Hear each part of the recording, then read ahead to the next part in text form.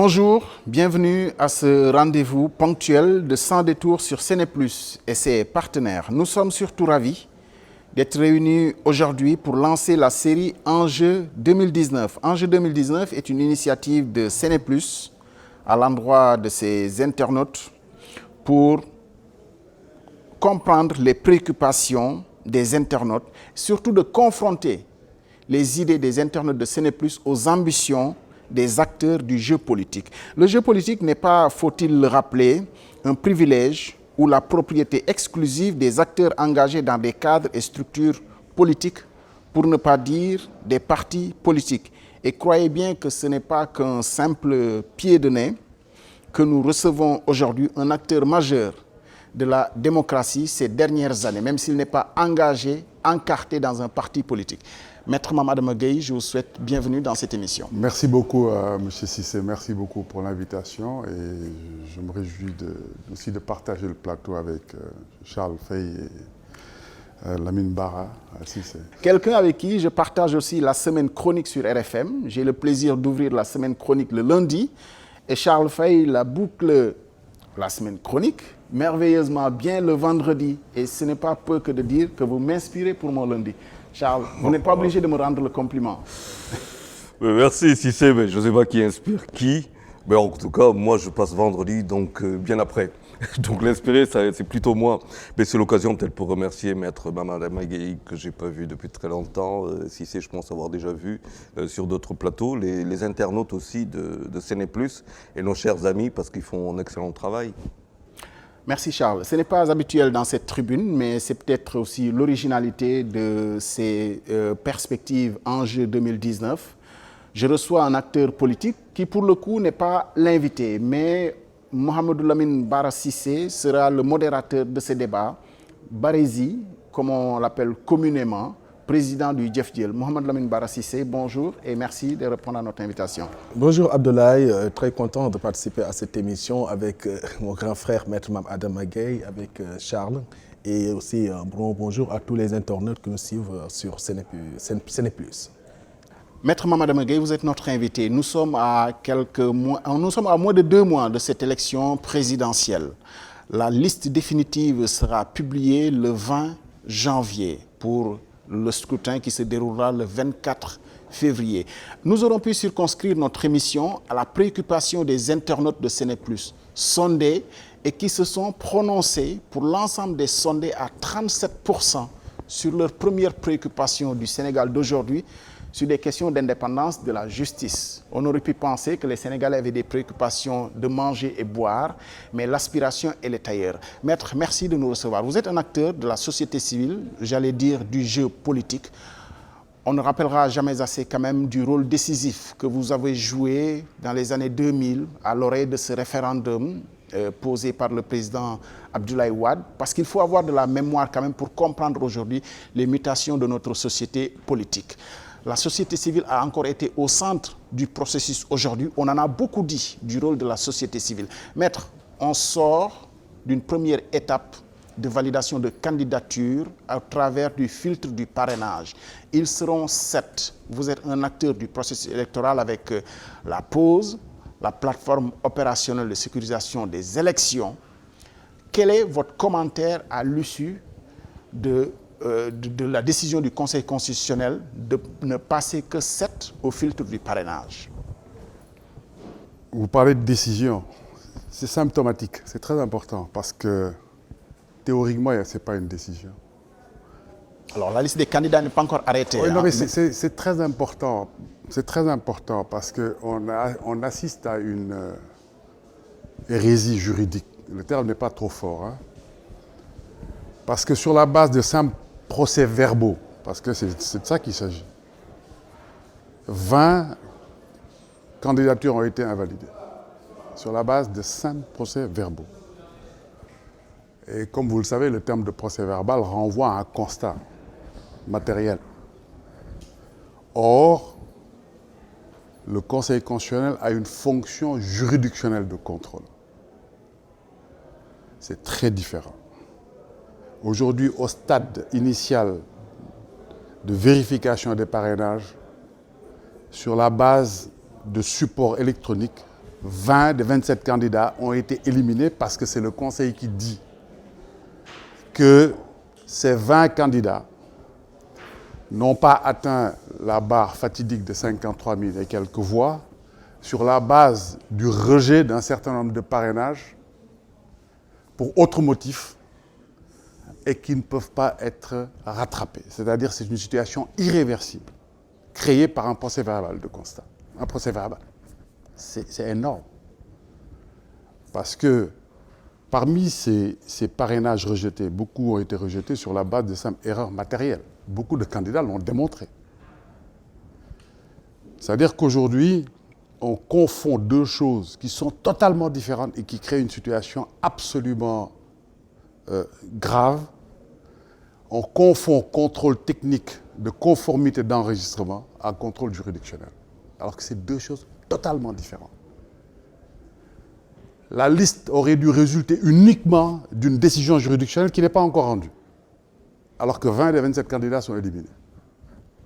Maître, je pense que pour la bonne compréhension de nos auditeurs, il est bien de rappeler que le Conseil constitutionnel était jusqu'ici sur le point du parrainage et que les dossiers de candidature n'ont pas encore été étudiés et que certainement, ils recevront décision, les 27, intégralement, ils recevront décision, puisque les autres pièces, les autres éléments du dossier, qui sont la caution, qui sont le casier judiciaire, qui sont la carte d'identité, qui est un élément du dossier, n'ont pas encore été étudiés. Mais M. Cissé, c'est le Conseil qui a dit à des candidats, votre situation est irréversible.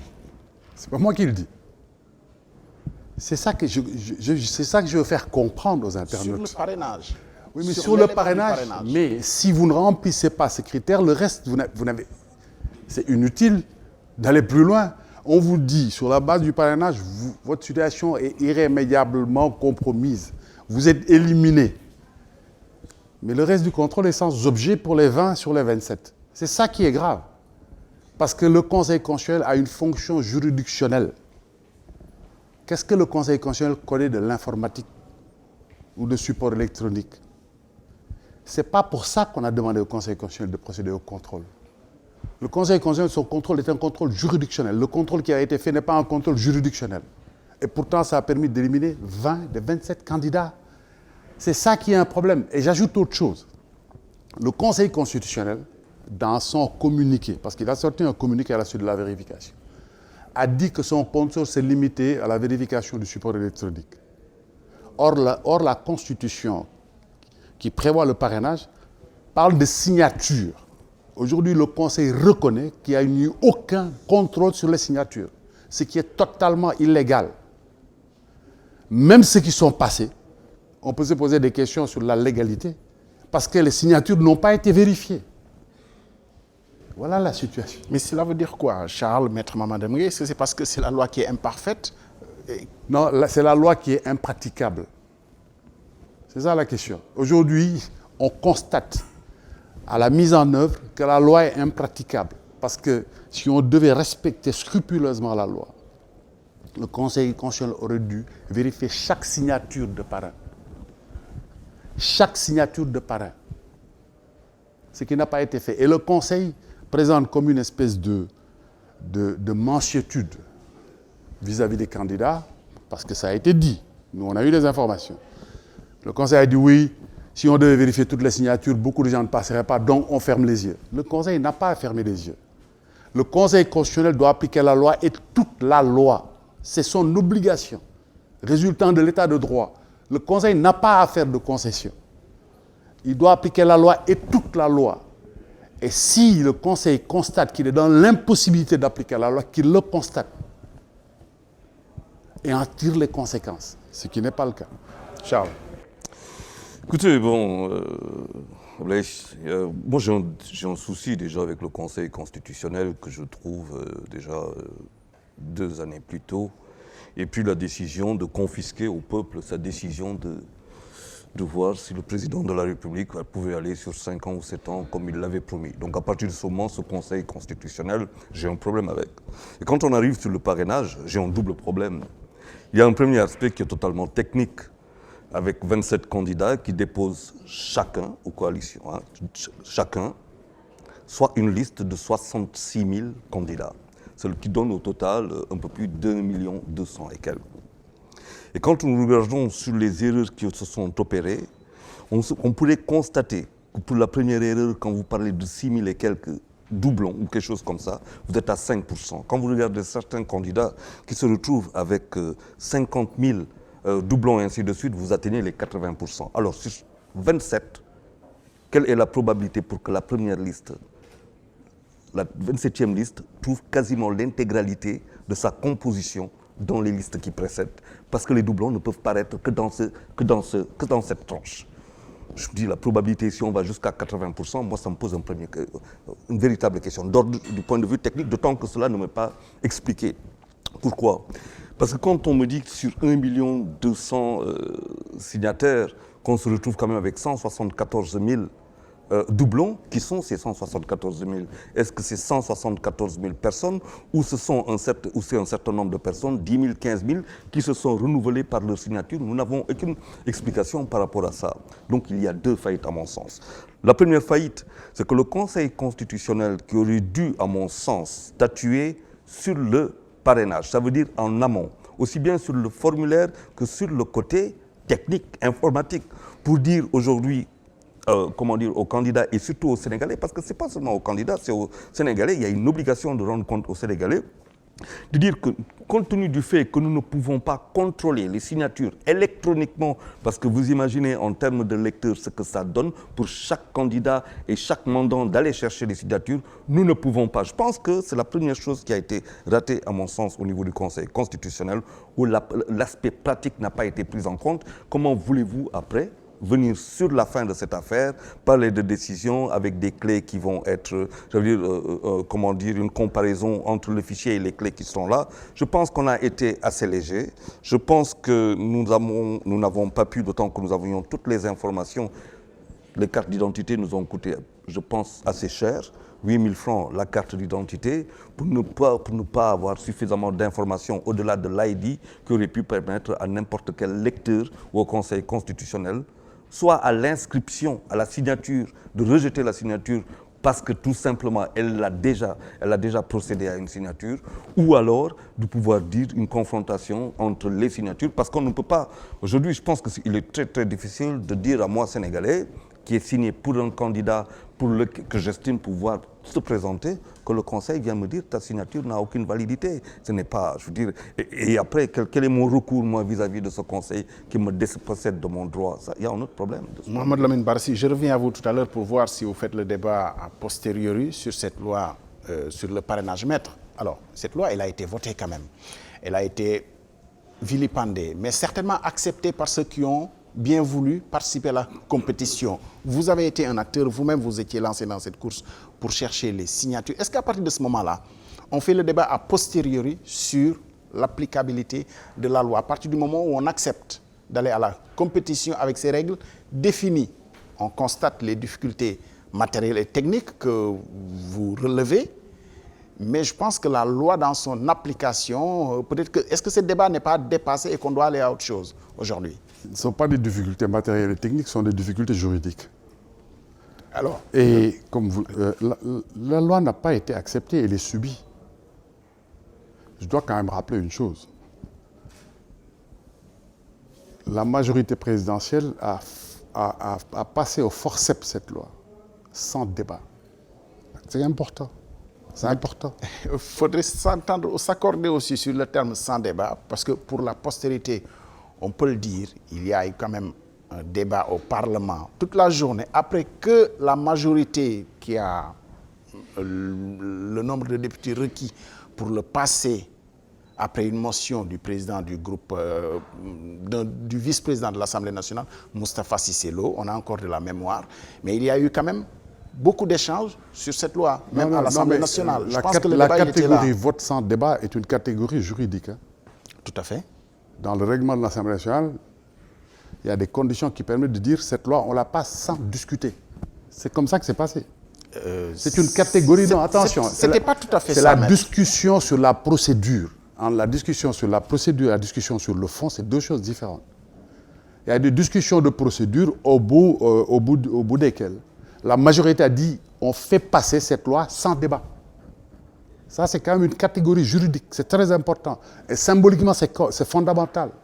Parce que quand vous adoptez une loi sans débat, c'est-à-dire que vous recusez par définition le consensus.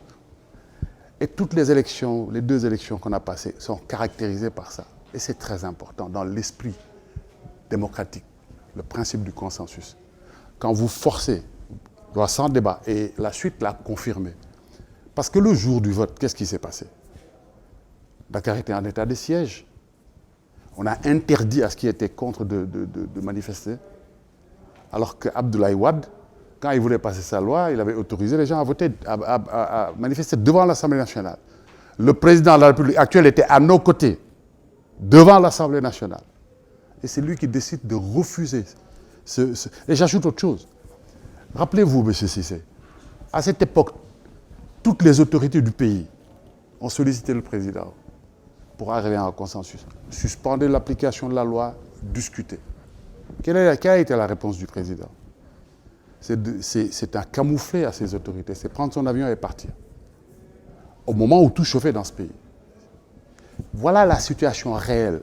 Donc ce débat n'est pas tardif. Parce que même si la loi a été votée, on est dans un état de droit, la loi s'impose. Mais moi, c'est le problème que je ne pose pas des problèmes de débat sur l'opportunité de la loi. Je pose un débat sur la manière dont le Conseil constitutionnel a appliqué la loi, c'est autre chose. Aujourd'hui, le Conseil constitutionnel a mal appliqué la loi. Parce que déjà, qu'on ne se leurre pas, tout le Sénégal sait qu'il y a 20 des 27 candidats qui sont éliminés. Or, il n'y a pas encore une décision du Conseil constitutionnel. Il n'y a aucune catégorie dans la législation qui régit le Conseil constitutionnel qui prévoit les procès-verbaux à caractère éliminatoire. Le Conseil ne peut faire que 2 choses, avis ou décision, qui ont une portée juridique différente. L'avis s'impose, l'avis est consultatif, la décision s'impose. À présent, on n'a ni un avis, ni une décision. On a des PV. Et 20 des 27 candidats sont éliminés. C'est ça la gravité, l'extrême gravité de la situation, qui montre le caractère impraticable de la loi. Le Conseil constitutionnel doit constater ce caractère impraticable. Quand le Conseil sort un communiqué que vous pouvez voir sur le site web du Conseil, où le Conseil reconnaît qu'il n'a pas procédé à la vérification des signatures, mais c'est extrêmement grave. Alors que la Constitution parle de parrainage est matérialisé par des signatures. C'est ça la situation. Donc ce débat n'est pas dépassé du tout. On est en plein dans le débat. Maître, c'est un débat de juristes, on vous le concède, mais sauf que le Conseil avait même émis, dans son organisation interne, signée par le président du Conseil, validée par les 7 d'ailleurs, qu'il y avait une organisation interne qui permettait la vérification par des moyens électroniques. Et que certainement des référentiels ont été mis en place, un logiciel et... Une décision du président du Conseil constitutionnel ne peut pas aller à l'encontre de la loi. La loi s'impose. La décision du Conseil constitutionnel ne peut pas aller à l'encontre de la loi, ne peut pas prévoir des choses qui vont à l'encontre de la loi. C'est la loi qui s'impose. Le Conseil ne peut pas le faire. Le Conseil ne peut pas organiser les choses à sa convenance. Tout ce que le Conseil doit faire doit être conforme à la loi.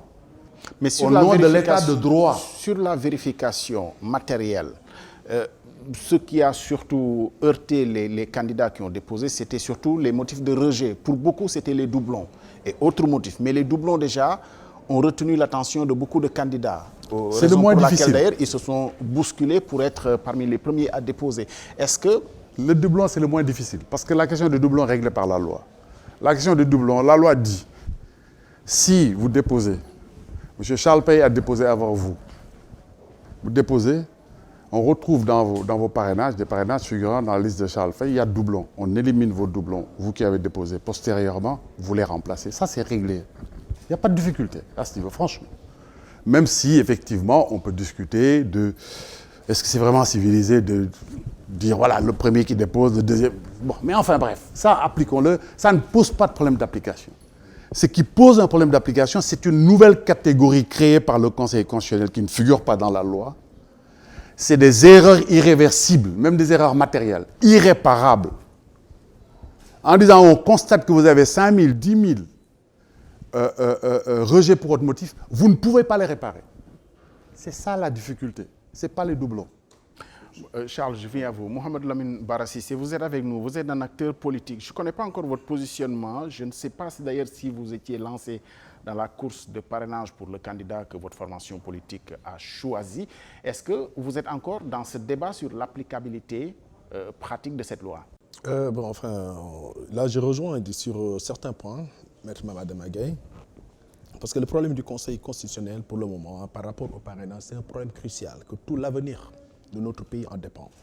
Dans la mesure où, quand on parle par exemple de l'applicabilité et puis par exemple des failles techniques, parce que jusque-là, on parle de doublons, on parle de rejet, mais je n'ai pas encore, par rapport à la loi, il y a certaines personnes, on avait dit que par exemple, si tu signes pour 2 personnes, pour 2 parents, tu es passible d'une peine. Et jusqu'au moment où je vous parle, je n'ai pas entendu une seule personne qui est convoquée par la police ou autre chose. Tu vois. Donc par rapport à ça, ça me pose problème. Mais là où, par exemple, je suis pas trop d'accord avec Maître, parce que par rapport à la pause, dès le début, je pense qu'ils avaient dit la plateforme opérationnelle pour la sécurité des élections. Je pense que c'est quelque chose qui intéresse tout le monde, parce que c'est l'avenir des citoyens sénégalais qui nous intéresse. Parce que pourquoi pas, dès le début, associer le camp du pouvoir. Parce que nous sommes tous intéressés par rapport à la pause, par rapport à la sécurité des élections, par rapport à ça. C'est là où, quelquefois, je m'interroge un tout petit peu. Parce que je pense que Maître devrait bien associer, par rapport à sa démarche, associer aussi le camp du pouvoir. Juste par rapport à la sécurité. Ce n'est pas parce que je pense que c'est un problème qui intéresse tout le monde. C'est un problème qui nous intéresse tous et puis c'est un problème qui nous interpelle. Et même là, quand il pose par exemple le problème du Conseil constitutionnel par rapport à un simple PV, que certaines candidats sont éliminés, mais c'est un problème qui est assez grave. Maître, sur l'interpellation, sur le dialogue inclusif, vous n'avez pas choisi de discuter avec le camp présidentiel, de l'inclure en tout cas dans cette plateforme que vous avez mise en place. On a reçu beaucoup de certaines critiques de ce point de vue. Je vais expliquer. En réalité, il faut savoir pourquoi on a mis en place la pause. On a mis en place la pause après avoir identifié un certain nombre de faits. C'est comme le principe des puzzles. Séparément, ça peut ne pas paraître significatif. Quand vous les mettez ensemble, vous voyez l'image. Aujourd'hui, les faits nous donnent raison. Nous avions dit que nous mettons en place la pause parce que nous présageons la préparation d'un hold-up électoral caractérisé par beaucoup de choses. 1. La loi sur les communications numériques qui constitue tous les internautes, tous les blogueurs, tout le monde, tous les spécialistes disent que c'est une loi liberticide à caractère qui peut censurer. Et aujourd'hui, c'est un problème parce que on est dans une émission qui va passer sur Internet. Les réseaux sociaux ont un rôle capital dans le jeu démocratique aujourd'hui. Et les réseaux sociaux ont joué un rôle de capacitation de beaucoup de citoyens qui étaient exclus du débat public parce que ce n'étaient pas des lettrés, ils ne sont pas allés à l'école. Mais maintenant, tout le monde peut se mettre en jeu. Je parle devant les spécialistes de la communication. Vous avez votre smartphone, vous avez un pouvoir citoyen. Et c'est important. Donc, quand on prend une loi pour neutraliser ça, il y a des raisons de s'inquiéter. Deuxième problème, qui est quand même un sérieux problème, vous êtes de la presse. Pour la première fois dans l'histoire du Sénégal, on a 3 organes de la presse publique en les mains de militants, je ne parle pas de simples militants, de responsables de haut niveau du parti au pouvoir. Troisième point, on a mis à la tête du CNRA quelqu'un dont on connaît la docilité à tous les pouvoirs en place. Donc, même sur les réseaux sociaux, même sur la presse publique, pouvoir de coercition sur la presse privée. L'État du Sénégal, un jour, alors que le pays a des difficultés financières, va acheter un lot conséquent d'équipements anti-émeutes. Pourquoi donc? Au moment où l'État du Sénégal doit des milliards à des instituts privés qui font qu'il y a 40 000 jeunes qui sont dans la rue et que des jeunes à Thiès, parce qu'on doit de l'argent au restaurant, sont obligés d'aller mendier pour manger. L'État dépense des milliards pour des équipements anti-émeutes à quelques encablures d'une élection. Le parrainage, on n'a pas besoin d'en reparler. Les cartes d'électeurs. Le fait de maintenir à la tête des juridictions, et c'est le moment de le dire, les juridictions concernées par les élections, pourquoi on a décidé d'allonger l'âge de la retraite des présidents de ces juridictions? Pourquoi a-t-on décidé de maintenir à la tête de la DAF quelqu'un qui devait faire valoir ses droits à la retraite depuis 2015? Et vous croyez que tout ça, c'est par hasard? C'est pour ça que quand on a vu tout ça, on dit non, attention, on nous organise un projet de hold-up électoral. Vous pensez que les internautes de Séné Plus, qui, dans un sondage, mettent en premier les problèmes d'indépendance de la justice, sont fondés à mais c'est fantastique. Moi, je suis conforté. Je l'ai toujours dit. Ce sondage le confirme. 37%. C'est pour ça que pour répondre à mon jeune frère, c'est pas qu'on n'a pas voulu, qu'on veut les exclure. Mais quand vous êtes chez vous, vous voyez, vous ouvrez votre fenêtre, vous voyez quelqu'un en face qui se prépare à venir forcer votre porte à procéder à un hold-up chez vous. Vous allez l'inviter chez vous? Non, non, je me protège d'abord. Je prends les dispositions conservatoires. Je discute avec les gens qui sont dans la même situation que moi. Et au moment opportun, on peut discuter. Ce n'est pas exclu, mais les mettre dans l'entité elle-même n'aurait pas de sens. Et je vous le dis, c'est même une primeur. Nous allons contacter le ministre de l'Intérieur pour le rencontrer, la pause. Pas fermé, on n'est pas dans une position de guerre contre le pouvoir, c'est pas ça. Nous avons constaté une situation. Aujourd'hui, sur certains points, nous allons je vais solliciter le ministre de l'Intérieur pour le rencontrer, pour discuter, pour faire avancer les choses. Mais au départ, ce n'était pas concevable qu'on associe ceux qui étaient responsables de ce qu'on avait constaté à l'initiative. Ça, c'est tirer une balle dans le pied. C'est formidable, maître. Vous nous faites avancer parce que finalement, fondamentalement, cette élection, on va y aller dans ce cas. Et la campagne va être ouverte, bien entendu, à 3 semaines du 24 février. Entre-temps, on aura bien sûr la liste des candidats admis à compétir. Ils sont 7 pour le moment. Ils seront 5. Alors, vous rejoignez le Premier ministre dans sa prédiction. Oui. Sur quoi mais vous tout basez, mais maître? tout est organisé. Arrêtons de nous leurrer. Alors, Arrêtons de nous leurrer, monsieur Cissé. J'ai pas la boule de C'était cristal. annoncé, c'était planifié, ça confirme ce que nous avons dit. C'est un projet hold-up électoral. Quand on se battait contre la loi sur le parrainage, l'argument principal, c'était de dire que le candidat sortant faut choisir ses concurrents. Ça se confirme. Le Premier ministre avait dit 5. Le ministre de la Justice avait dit 5, on sera à 5. Il ne faut pas se leurrer. Parce que Karim Wade, c'était gros comme une maison. Tout est organisé, tout est programmé pour éliminer Khalifa Sall et Karim Wade. Charles, est-ce qu'on va être dans une campagne crispée parce qu'on aura toujours ces problèmes en ligne de fond? Puisqu'il faut y aller de toute façon. Moi, j'inviterais les Sénégalais, particulièrement les internautes de Séné+, à ne pas du tout être crispés, à continuer à vivre, parce que le 24 février va passer, et puis bon, l'année va continuer. Il n'y a pas de souci à se faire. Vous savez, moi, quelque part, quand je regarde notre opposition, parfois, bon, sans avoir à donner des leçons, et puis la société civile, il m'arrive d'en rire. Vous savez, quand vous entendez des gens dire que nous avons sur nos listes 2 millions de signatures, qu'on ne les appelle pas à la raison pour leur dire, mais écoutez, ce n'est pas 2 millions de signatures qu'il s'agit, c'est 66 000 signatures qu'il s'agit. Parce que c'est de ça qu'il s'agit. Et pas quand quelqu'un vous dit j'ai 700 000 signatures, quelqu'un d'autre vous dit j'ai 1 500 000 signatures et qu'on laisse cette cacophonie, vous pensez que le peuple qui est bien plus en avance n'a pas compris le brouhaha politique qui est en train de... Mais pas du tout. C'est un peuple qui va voter le 24, qui va décider de qui sera son président. Parce qu'il est bien plus intelligent qu'on ne le croit. Il a décidé en 2000, quand il en avait assez d'Abdou Diouf et de 40 ans de PS, il a décidé de s'en séparer. Est-ce qu'il a fait le bon choix avec Abdoulaye Wade? Je pense que si. Maintenant, comment le président Abdoulaye Wade a-t-il fini? Ça renvoie à une autre décision populaire. Les gens ne voulaient pas de son projet, ne voulaient plus de son projet de dévolution monarchique. On l'a demandé de partir. Mais c'est ce qui arrive. Si aujourd'hui les Sénégalais décident que le président Macky Sall, en dépit du bilan, encore que tous les présidents qui sont venus n'avaient aucun bilan. Abdoulaye Wade n'avait pas de bilan quand il devenait président, Macky Sall non plus. Donc le peuple n'élit pas sur la base d'un bilan. Il élit sur la base d'une satisfaction quotidienne, sociale, économique, de vie tout simplement. Est-il heureux? Non, le peuple sénégalais est très majeur. Je pense que les Sénégalais vont s'éclater avec cette présidentielle. Mohamed Lamine Bara Cissé, j'arrive à vous. Maître, j'aime bien faire le parallèle puisque nous avons des internautes un peu partout à travers le monde. Vous le savez, la République démocratique du Congo sort d'un processus électoral fermé depuis plus de 2 ans et qui est allé quand même à une élection présidentielle où, selon toute vraisemblance, un candidat de l'opposition est élu, Félix Tshisekedi.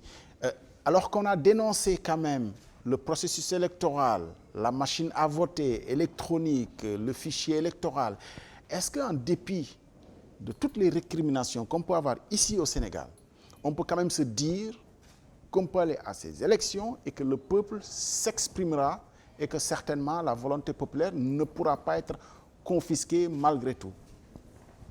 D'abord, au Congo, les jeux ne sont pas encore faits. Hein, parce que semblerait-il que... Je le mets sous le non, mais conditionnel. Semblerait-il que le candidat indiqué n'est pas forcément le candidat qui a gagné selon certains. Mais enfin, bref. Alors, la commission électorale. La commission électorale. La déclaration de la commission électorale. Bon, la commission, d'accord.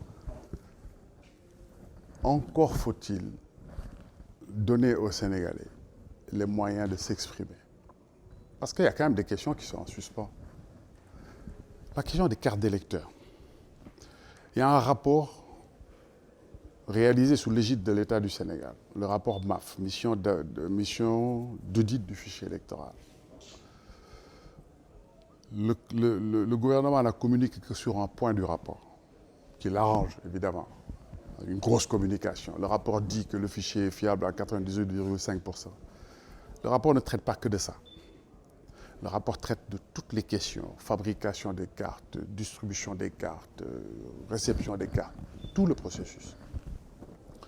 La conclusion du rapport, le rapport a constaté des dysfonctionnements graves et a formulé 38 recommandations de mesures correctives pour qu'on puisse aller aux élections dans des conditions à peu près normales. Un gouvernement responsable devrait, après avoir mis en œuvre les mesures correctives, sous la même forme, évaluer la mise en œuvre des mesures pour voir effectivement si les recommandations étaient respectées. C'est le même principe, pour faire une métaphore. Vous êtes malade, vous allez voir le médecin et il vous prescrit des examens. Vous donne des médicaments, mais vous retournez pour un examen de contrôle. C'est la même chose. Donc sur ces questions de cartes et autres, il y a un gros problème qui n'est pas réglé. Qui sait aujourd'hui, de manière sérieuse, documentée, contradictoire, le nombre de Sénégalais qui ont droit à leur carte qui n'ont pas reçu? Il y a beaucoup de Sénégalais qui ont récépissé depuis 1 an, 2 ans, qui n'ont pas reçu leur carte. Il y a beaucoup de Sénégalais qui ont reçu des cartes non conformes, au dos desquelles il y en a mis non inscrits sur le fichier électoral, et quand ils vont sur la plateforme, ils constatent qu'ils sont bien inscrits sur le fichier électoral. C'est la responsabilité du ministère. Est-ce que le pouvoir peut porter la responsabilité de ceux qui, théoriquement, n'ont pas reçu leur carte ou ne sont pas allés chercher leur carte? C'est deux situations différentes. C'est deux situations différentes. Je ne parle pas des cartes qui sont dans les préfectures ou sous-préfectures, j'y reviendrai. Je parle des Sénégalais qui ont le récépissé, qui se sont démenés comme des beaux diables et qui n'ont pas reçu leur carte. Ou des Sénégalais qui ont reçu des cartes au dos desquelles il y a non inscrits sur le fichier électoral et qui ne permettent pas de voter et qui sont pourtant inscrits sur le fichier électoral. C'est deux situations différentes. La situation dont vous parlez, c'est le ministre qui le dit. Il dit qu'il y a des milliers, des dizaines de milliers de cartes dans les préfectures. Mais si le ministre, c'est une question qu'on va lui soumettre. Aider les Sénégalais à s'y retrouver. Mettons une plateforme d'information permettant à M. Abdoulaye Cissé de savoir que sa carte est disponible à tel lieu. Le fait de dire qu'ils sont en masse dans des préfectures, sous-préfectures, mais ça ne fait pas avancer le schmilblick. Il faut qu'on sache quelles sont les cartes qui sont localisées à tel lieu et que les titulaires sachent que ces cartes sont localisées à ces lieux-là. C'est là que c'est efficace. Donc c'est ça le problème. Il y a un dernier point par rapport à l'expression du suffrage des Sénégalais. Comment expliquer qu'à moins de 2 mois des élections, on décide de modifier la carte électorale qui va impacter, modification qui va impacter pas moins de 600 000 électeurs qui vont devoir changer leur carte, changer peut-être de bureau de vote, ne pas savoir où se trouve leur bureau de vote. Et comme par hasard, cette modification de la carte électorale porte sur des régions qui sont supposées de ne pas contenir l'électorat favorable au président. L'axe Dakar-Thiès, Diourbel-Touba. Donc comment voulez-vous dans ces conditions que vous disiez, bon, quand même, est-ce que les gens peuvent aller... Évidemment, il y aura... Les choses ne sont quand même pas figées dans ces régions, puisqu'il y a des élections intermédiaires. Non, je ne dis pas que c'est figé, je parle de constat. Je ne fais pas d'analyse politique. Je dis juste que, comme par hasard, la révision la modification de la carte électorale porte principalement dans ces régions. On a des raisons d'avoir une suspicion légitime. Et la question qui se pose, c'est comme si on voulait décourager le taux de participation. C'est ça la question. On a mis 1 à 2 ans à distribuer, on n'a même pas distribué correctement les cartes en 1 an, 2 ans. Comment, en moins de 2 mois, on peut changer les cartes et les distribuer? Voilà la situation. Mais je veux dire, il y a des choses qui sont quand même impossibles à 6 mois de la présidentielle. Mais c'est fait. Il y a 6 mois de la présidentielle. C'est ce que je disais tout à l'heure, il y a une faillite de la société civile qui, à mon sens, ne joue pas son rôle. Déjà, ça se manifeste au sein du Conseil constitutionnel, que la société civile n'est pas axée, soit le dindon de la farce dans cette affaire. C'est assez significatif. Je pense qu'aujourd'hui, les Sénégalais, contrairement à ce que les gens disent, et contrairement, maître, à ce que vous dites, je pense que les Sénégalais sont bien plus éveillés que ça. Ils décideront de qui sera leur président. Mais ça, j'en doute pas. Moi, je parle de ceux qui seraient privés, ceux qui seraient privés du droit de... Oui, mais... Parce qu'ils n'ont pas de carte. Quand on n'a pas de carte, on ne peut pas voter. Oui, mais vous savez, quand les Sénégalais ont décidé en 2011 d'en finir avec le forcing que voulait faire le président de la République, ça n'a pas pris 2 jours, ça a pris 2 heures. Il a fallu de 11h à 13h, 17h, tout avait changé. Je pense qu'il ne faut pas aller jouer avec le feu et que le président et son gouvernement savent très bien qu'ils ne peuvent pas le faire. Mohamed Lamine Bara Cissé, vous êtes un acteur politique. On va y aller de toute façon à cette élection, hein, à ce qu'il semble, dans moins de 2 mois maintenant. Sur quoi elle va se jouer finalement? Enfin, moi, il y a certains points que nous devons être très clairs là-dessus. Par rapport à la carte électorale, tu vois, parce que ça ne peut pas plaire à tous les politiques, tu vois, parce que ça soit même à l'extérieur, que de nouveaux centres de vote soient créés, tu vois, que les gens aussi n'aient pas aussi leur carte. Je pense que ça aussi, nous-mêmes, ceux qui sont du camp du président de la République, ont intérêt à ce que tous les citoyens sénégalais aient leur carte. Hein, et que, par exemple, aussi, que les centres de vote aussi soient bien déterminés dès le début, tu vois, etc., etc. Je pense que ça, pour ça, c'est toujours un problème d'intérêt national pour notre avenir, que, par exemple, que les citoyens aient, par exemple, le droit de vote, et puis qu'ils connaissent, par exemple, leur centre aussi. Ça, je pense que c'est un minimum. Est-ce que finalement les acteurs politiques dont vous en êtes un, est-ce que finalement on ne perdra pas beaucoup de temps sur les questions organisationnelles plutôt que... Parce que l'expérience a montré, en 2012, que le candidat qui a planté tout le monde à la place de l'obélisque et qui est rentré dans le pays profond a gagné. Est-ce qu'aujourd'hui il faut dépasser ce débat et aller à la campagne ou pas? Ou il faut continuer à le faire ce débat? Écoutez, moi c'est pour ça qu'on a mis en place la pause. Nous ne sommes pas candidats. Nous nous occupons à temps plein de ces questions. Donc, il n'y a pas de souci. Nous allons y travailler jusqu'à la veille des élections pour créer les conditions. Maintenant, c'est justement pour mettre à l'aise les candidats. Allez faire votre campagne. Nous nous organisons pour travailler sur ça à temps plein. Parce qu'effectivement, c'est très difficile. Quand vous voulez faire une campagne, vous occupez de ces questions, c'est très difficile. C'est très difficile. C'est pour ça que, justement, tous les candidats qu'on a rencontrés ont très bien compris la démarche. On leur dit, travaillons à mutualiser nos efforts. Nous mettons en place un dispositif qui s'occupe à temps plein de ces questions de sécurisation. Vous allez faire votre campagne. C'est ça le problème. Il y a une question journalistique que je n'aime pas. Je le dis sous le contrôle de Charles. Mais je vais la poser. Que faire? Parce qu'il ne s'agit pas simplement de tenir le débat aujourd'hui. Que faire? Non, que faire? C'est ce que j'ai dit. Aujourd'hui, au niveau de la pause, on fait du travail de sensibilisation des citoyens pour revenir à un point, et vous avez raison. Parce qu'effectivement, la question des cartes, ce n'est pas seulement les cartes indisponibles, c'est aussi des cartes qui sont dans certaines préfectures ou sous-préfectures que des citoyens ne sont pas allés chercher. Nous faisons un travail de sensibilisation, parce que comme le disait Charles Fay tout à l'heure, les citoyens doivent quand même prendre leurs responsabilités. C'est un devoir d'aller voter. Donc, nous les invitons à aller chercher leur carte. Ça, c'est un acte citoyen. Donc, nous travaillons à cette sensibilisation. Le deuxième point, nous essayons, autant que faire se peut, de recenser tous les citoyens qui ont des problèmes, qui n'ont pas reçu leur carte et qui ont le récépissé.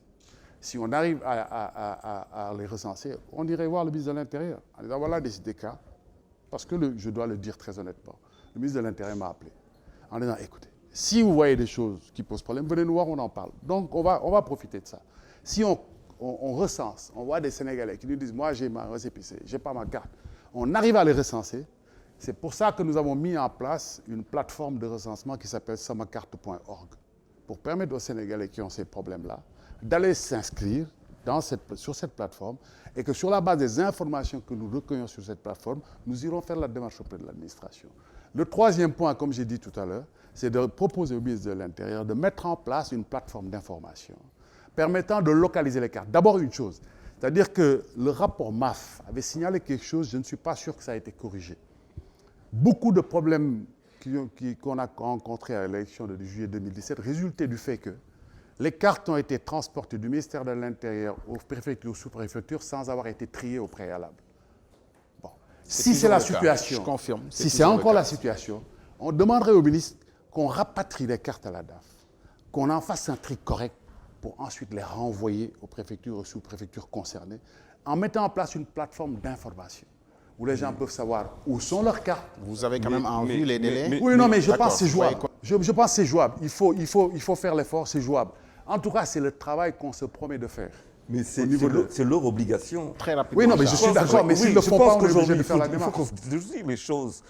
Les fonctionnaires, ils sont payés quand même pour servir les contribuables. On n'a pas à leur faire, je veux dire, on n'a pas à leur caresser dans le sens du poil. Je suis un contribuable qui doit recevoir, à la limite, être convoqué pour aller retirer. Absolument. Il va falloir qu'on dise aux gens comment ils doivent faire dans un système normal. Mais alors, sur les candidats, ce n'est pas 5, ce serait 4 candidats. Ah oui, bien sûr. Mais par rapport au bon, c'est très court, je ne peux pas vous l'expliquer. Non, 4 candidats. On a une minute. On a 4 candidats.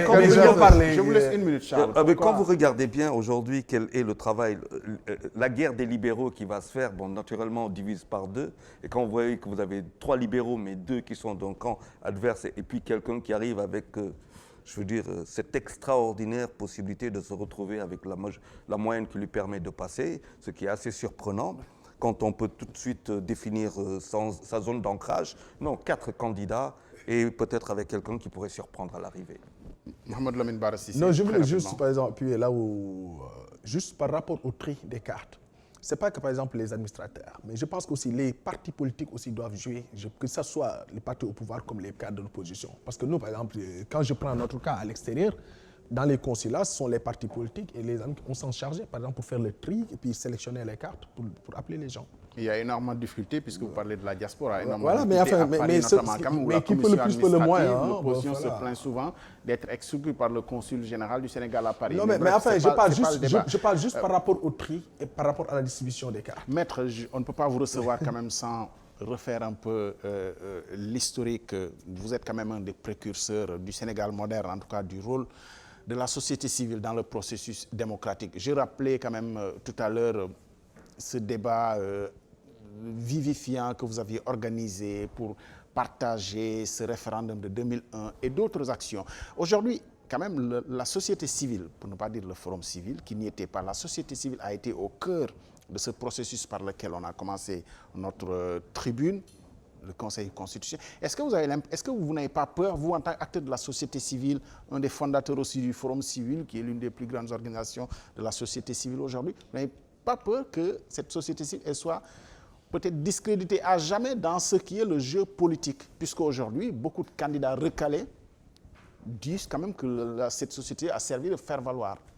Bah, écoutez, ils se sont mis dans une situation très difficile parce que quand on vous demande de venir jouer le rôle d'observateur pour ensuite donner un avis, moi à leur place, j'aurais posé des préalables.